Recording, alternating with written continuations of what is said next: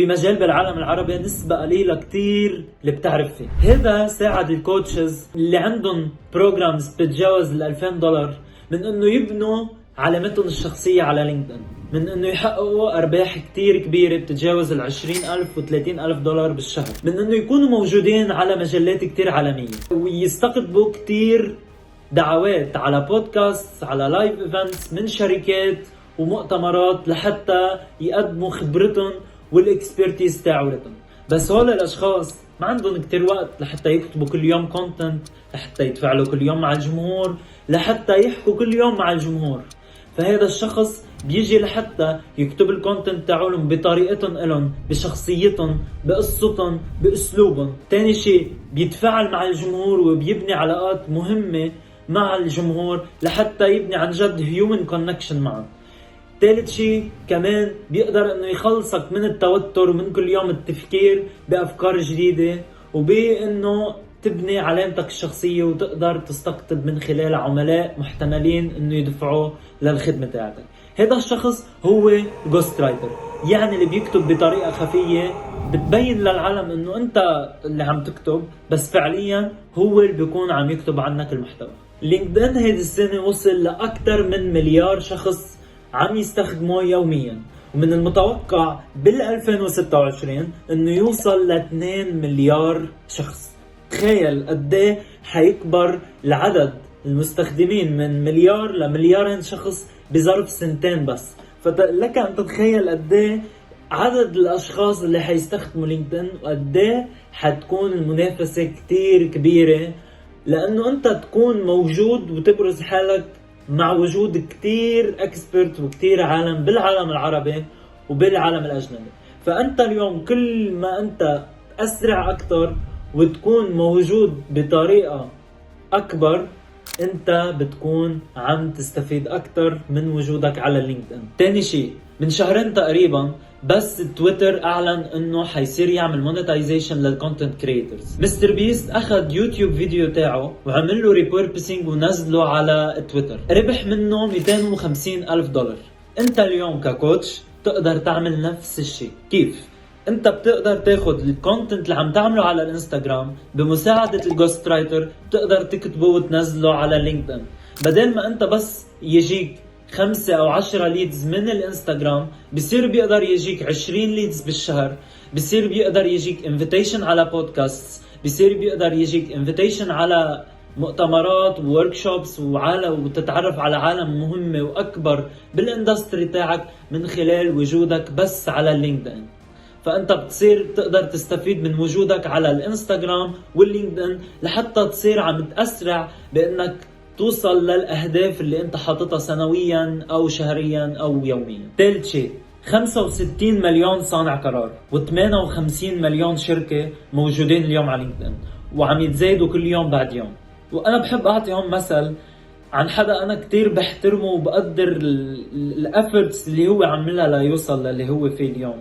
هي سارة الرفاعي. سارة الرفاعي هي من أهم الكوتشز بالعالم العربي. سارة الرفاعي بيرجع كل النجاح الكبير اللي هي حققته من البيرسونال براند تاعولها اللي هي صار لها سنين عم تشتغل عليه. قدرت تعمل تأثير وتجيب عملاء من خلال البيرسونال براند تاعها كتار. فأنت اليوم ككوتش مسؤوليتك ولازم تكون عندك بيرسونال براند، سواء كنت على لينكدين او على انستغرام. لازم اليوم يكون عندك هذا البيرسونال براند، لان من خلاله انت حتقدر توصل للعملاء تاعك وحتقدر تعمل تأثير بكل الاشخاص اللي انت حابب انك تعمل تأثير فيهم. فهلا انت اكيد ككوتش عم تسأل، طيب انت كيف بتقدر تكتب عني؟ طيب ما انت ما بتعرفني، انت ما عندك الخبرة تاعتي. طب كيف بدك تقدر تكتب مثل ما انا بكتب، مثل ما انا بفكر؟ كيف بدك تعرف قصتي؟ هذه هي البروسيس اللي انا بمشي فيها مع كل الكوتشز اللي انا بشتغل معهم. اول ستيب هي انه ببعث لك دوكيمنت، بتعبي هذا الدوكيمنت. هذا الدوكيمنت بيكون في بقلبه كل شيء، ميشن، فيجن، يور فاليوز، الاشياء اللي انت ما بتحب انه كتير كوتشز يحكوا عنها، بتضايقك، بتحس انه بتستفزك. تاني شيء يور ستوري. اهم شيء يور ستوري، يعني انت اليوم عم تحكي لنقول مع اشخاص بدك تساعدهم انه يتركوا الشغل تاعهم ويفتحوا بزنس.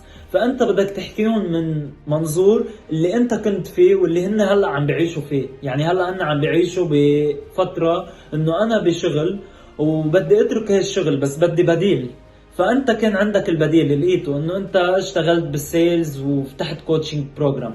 فانت بدك تعرفهم على هالشيء وبدك تحكيهم عن قصتك كيف انت كنت مثلهم، والسيلز ساعدك لانه انت تقدر تترك الوظيفة تاعتك وتقدر تطلع 4000 او 5000 دولار بالشهر. لنقول اليوم انت عندك سيلز بروجرام، انت بتبعت لي الكورس تاعك، الكوتشنج تاعولك، اليوتيوب، الانستغرام فيديوز تاعولك، لحتى انا اقدر بطريقة انه انا وعم بكتب صير اسمع صوتك انت وعم تحكي. يعني كون عم بكتب بوست لإلك صير اسمعك كأنك انت اللي عم تحكي هيدا البوست. فمع الوقت بصير خلص، بصير انا عم بعرف عنك اكتر، بصير عم بعرفك كتير منيح، بصير عم بعرف اكتب قصتك بطريقتك. واكيد البوستات اللي انت كاتبهم من قبل لحتى اعرف شو الكلمات اللي انت اكتر شي بتستعملها، لحتى اعرف انت شو طريقتك بالكتابة. بتحب تبين حالك انه انت سيريس، بتحب تبين حالك انه انت كتير اوثنتيك، بتحب تبين حالك انه انت ايموشنال، بتحب تبين حالك انه انت اوثوريتيف. فانت ديبندس على، يعني هذا الشيء بيعتمد على انت طريقتك بالكتابة كيف، لحتى انا اتبع هيد نفس الطريقة اللي انت متبعها بالكتابة او متبعها بطريقتك بالفيديو، لحتى انا حولها بالكتابة نفس الشيء. ثالث شيء بنحط الاستراتيجي، نحكي فيها على كول كمان. اكيد بكتب انا 3 بوستات لإلك وببعت لك اياهم لحتى اخذ الموافقة عليهم منك، لحتى اشوف انت شو بدك تعدل، شو حابب انه يتغير بالبوست، شو حابب ينكتب بهالكلمة بدل هالكلمة. من بعدها ببعت لك اكسل شيت.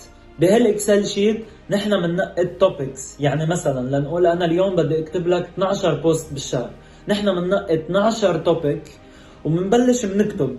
يعني انا ببعت لك 12 بوست اكيد اعتمادا على التوبكس اللي نحن نقيناهم، وببعت لك اياهم كرمال انت تكون منزلهم بالترتيب. يعني كل جمعة تنزل 3 بوستات على اللينكدين، وهيك بيكون انت عندك صار كونتنت ثابت. كل 3 ايام عم تنزل بالجمعة، كل يوم عم تعمل انجيجمنت كومنتينج مع الكرييترز، مع العملاء المحتملين تاعولك. وهيك بيكون صار عندك انت وجود فعال على لينكدين، عم تقدر تحقق من خلاله مبيعات اكتر، وجود مع عالم اكبر من الانستغرام او من البلاتفورمز الثانيه، وعم تقدر انك يمكن تندعي على بودكاست، على لايف ايفنتس، وعلى اكيد مؤتمرات واوديو ايفنتس على لينكدين مع عالم كمان مهم. فاذا بتحب تعرف اكثر افكار واستراتيجيات عن صناعة المحتوى، تابعني واعمل سبسكرايب للشانل، لانه كل احد